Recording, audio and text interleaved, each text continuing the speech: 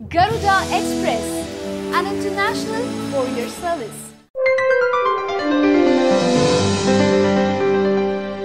తెలంగాణ రాష్ట్ర సమితికి ఆ పార్టీ నిజామాబాద్ పార్లమెంటు సభ్యురాలు కల్వకుంట్ల కవిత కొత్త నిర్వచనం ఇచ్చారు. ఆమె మాటల్లో టీఆర్ఎస్ అంటే తెలంగాణ రైతు సమితి అని గురువారం టీఆర్ఎస్ ప్రగతి నివేదన సభా వేదిక వద్ద ఓ ఛానల్తో కవిత మాట్లాడారు. రైతుల కోసం సీఎం కేసీఆర్ ఎన్నో విప్లవాత్మకమైన నిర్ణయాలు తీసుకుంటున్నారని స్పష్టం చేశారు. అభివృద్ధే తమ నినాదమని ఉద్ఘాటించారు. బంగారు తెలంగాణ నిర్మాణమే తమ ధ్యేయమని ప్రకటించారు కవిత.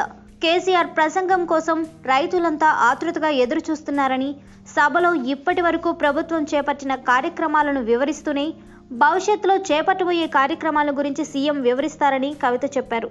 సీఎం కేసీఆర్ ఏది చేసినా విజయవంతమేనని అన్నారు. ఉద్యమ సమయంలో యావత్ తెలంగాణకు వరంగల్ నగరం ఉద్యమ దిక్సూచిగా నిలిచిందన్నారు.